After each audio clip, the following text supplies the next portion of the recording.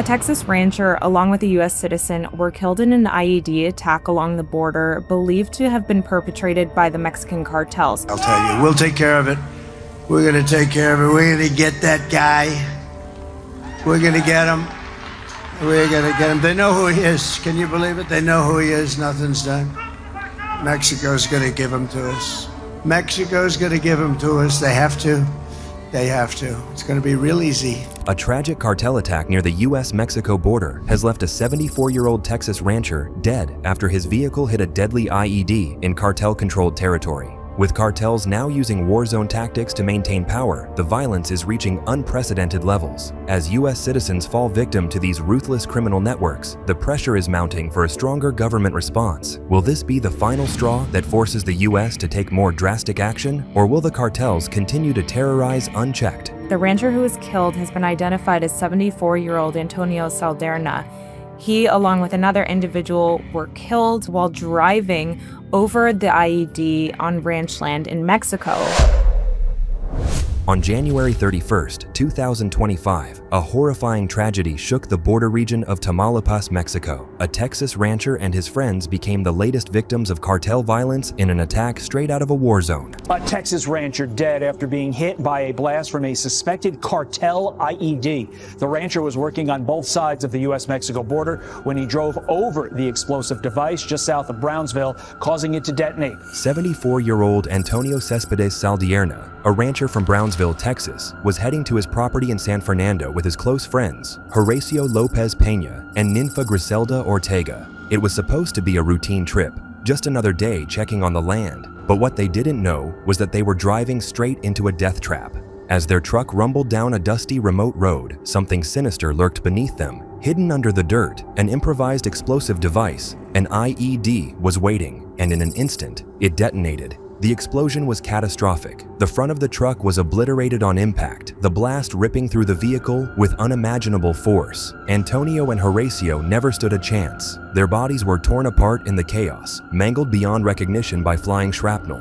But in a shocking twist, Ninfa, who was sitting in the back, somehow survived. She was left critically injured, her body riddled with metal fragments, struggling to breathe as blood pooled around her. Emergency responders rushed to the scene, but what they found was pure devastation. Antonio and Horacio were pronounced dead on sight, so badly disfigured that their families had to confirm their identities. Ninfa was barely hanging on, rushed to the hospital in critical condition, her fate uncertain. The 74-year-old man from Brownsville died on January 31st after driving over and setting off an explosive device in Tamaulipas.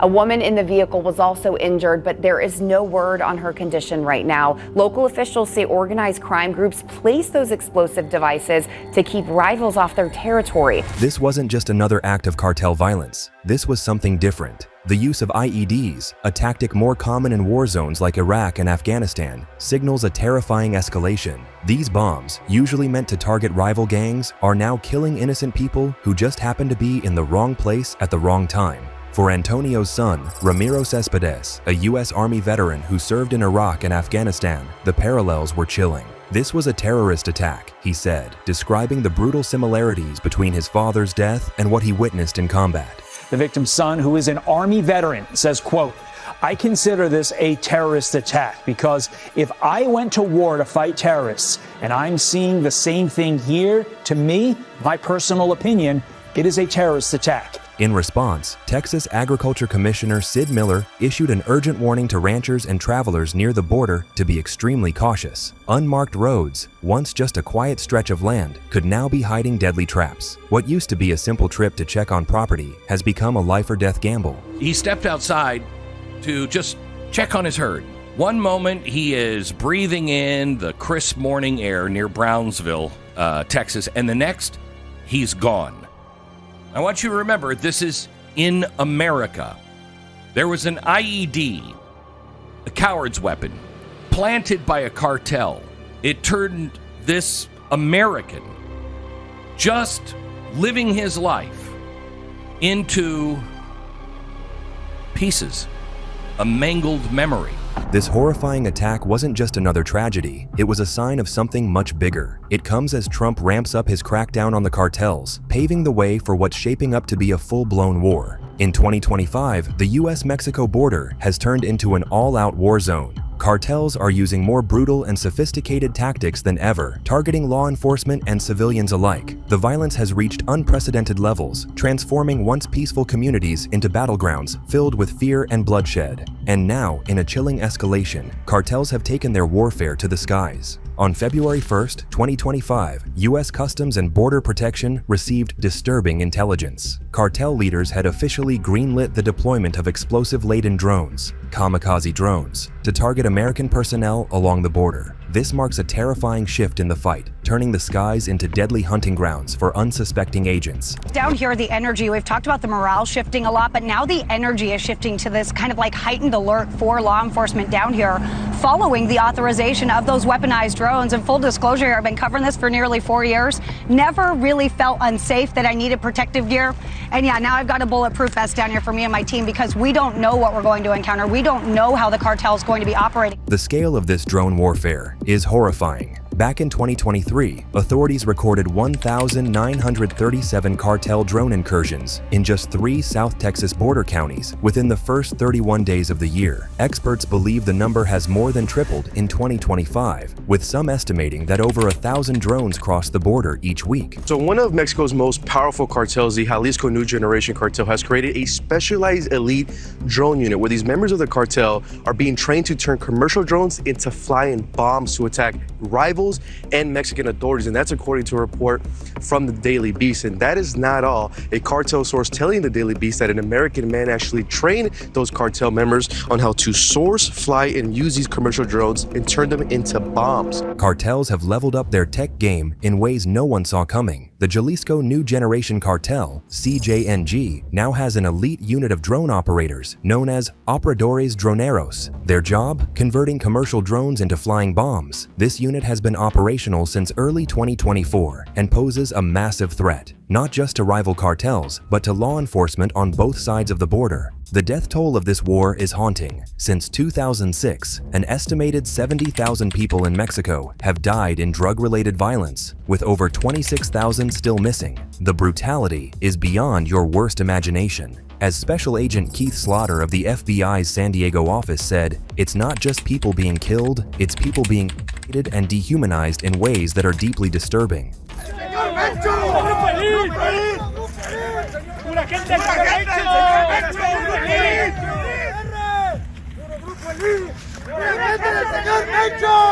And the terror doesn't stop there.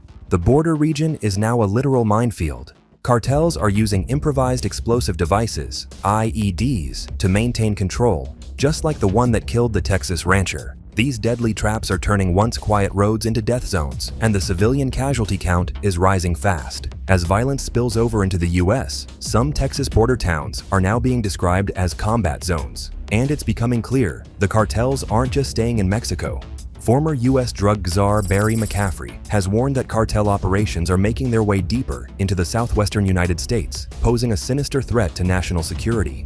And with President Trump's move to designate multiple cartels as foreign terrorist organizations in 2025, things are doomed to get worse. History shows that targeting cartel leadership often leads to even more violence. Case in point, the arrest of Sinaloa cartel leader El Mayo in July 2024, which triggered a 2.5-fold spike in violence across Sinaloa in just 1 year. According to Mexican authorities in Sinaloa, they're reporting that in just 3 days of violence, 12 people have been killed, 20 possible abductions, and 11 people injured. Some authorities in Sinaloa do believe that this violence is connected back to the inner fighting inside the Sinaloa cartel in relation to the arrest of Sinaloa cartel co-founder Ismael El Mayo Zambada. As the border crisis worsens, both law enforcement and civilians are caught in the crossfire. And with no end in sight, one thing is certain: this war is only getting started. Tense moments really unfolded on the southern border yesterday in Fronten, Texas, in the Rio Grande Valley where we are.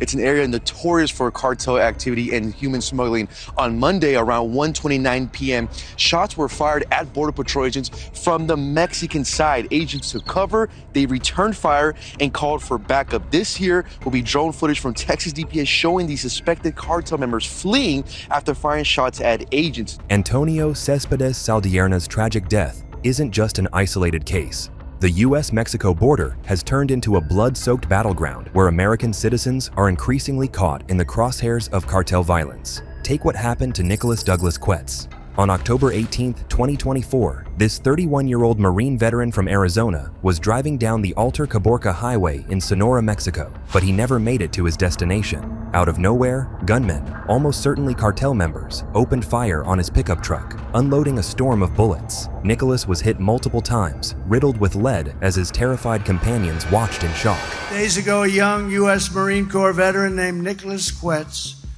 from Arizona was driving through Mexico very routinely. Who would think this could happen? For a beach weekend with his great friends. Yet everybody loved him. He had a lot of friends. When he was viciously gunned down on the highway and murdered by members of a Mexican cartel.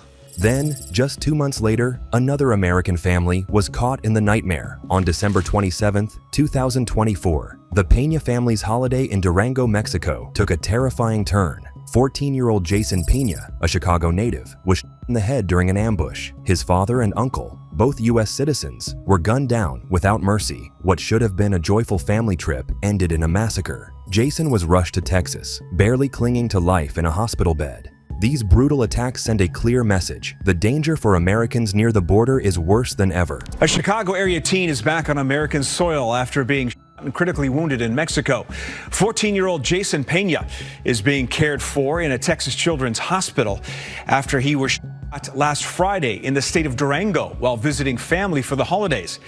His father, uncle, and another man were shot and killed. The gruesome death of Antonio Céspedes Saldierna could be the spark that ignites an unprecedented military showdown along the U.S. Mexico border. For President Trump, who's never been shy about taking a hardline stance on border security, this might be the last straw, the green light to unleash the full power of the U.S. military against the cartels. Trump's border czar, Tom Homan, didn't mince words about what's coming. He warned that if cartels dare to target American troops, the wrath of President Trump's going to come down. And he didn't stop there. Homan made it clear that Trump has the ability to wipe them off the face of the earth. This isn't just tough talk, it's a warning shot that military action isn't just on the table. It's becoming more and more likely by the day. They're going to fight this thing, so we're going to take them on. Look, we got the military on the border now. Border patrol agents are well aware of the threats. There will be violence, and it's something we're prepared to handle, but a warning to the cartels: if they harm a border patrol agent, one of our soldiers, President Trump will not hesitate to take extreme action.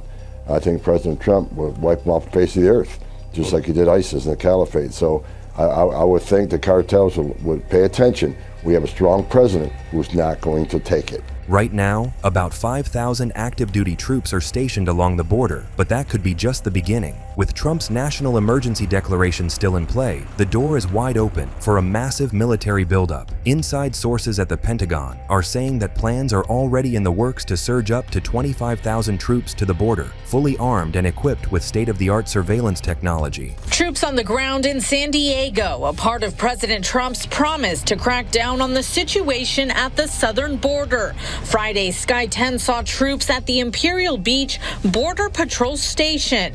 Cameras capturing tents, concertina wire, and trucks lined up. From the ground, armed Marines in what appeared to be a staging area. This video shared by the White House shows U.S. Marines along the border wall. A total of 1,500 troops are part of this initial mission. But here's where things get even more serious. The U.S. has secretly deployed CIA-operated MQ-9 Reaper drones over Mexican airspace. These high-tech war machines can stay in the air for over 27 hours and carry up to 3,000 pounds of firepower. For now, they're unarmed, but that could change in the blink of an eye. If weaponized, these drones could launch pinpoint strikes against cartel targets with deadly precision. These Reaper drones are no joke. They're loaded with cutting-edge sensors, including synthetic aperture radar and laser designators, making it nearly impossible for targets to hide. And if needed, they can be armed with Hellfire missiles and lethal bombs, the kind of firepower that could turn cartel strongholds into dust. Right now, at least a dozen of these drones are operating around the clock, watching every move on key cartel routes and safe houses. The United States has significantly increased its surveillance of Mexican drug cartels, not just at the southern border, but even deep inside Mexico.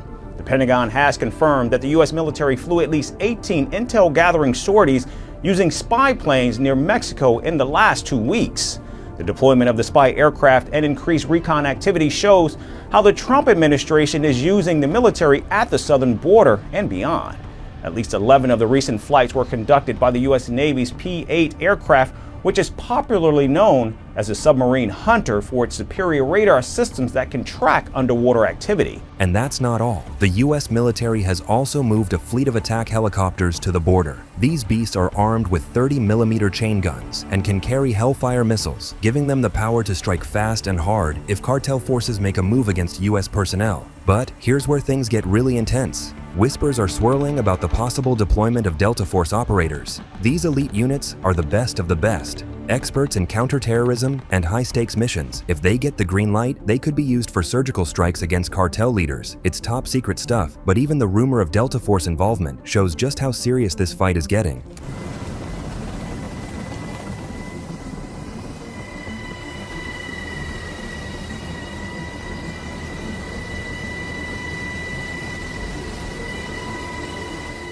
All of this military firepower isn't just about defense. It's about taking the fight to the cartels. And that means the possibility of cross-border strikes is very real. Mexican President Andrés Manuel López Obrador has already slammed the idea of U.S. military action on Mexican soil. But behind the scenes, his administration is reportedly worried that they're losing control of the cartels, and they might not be able to stop them without U.S. help.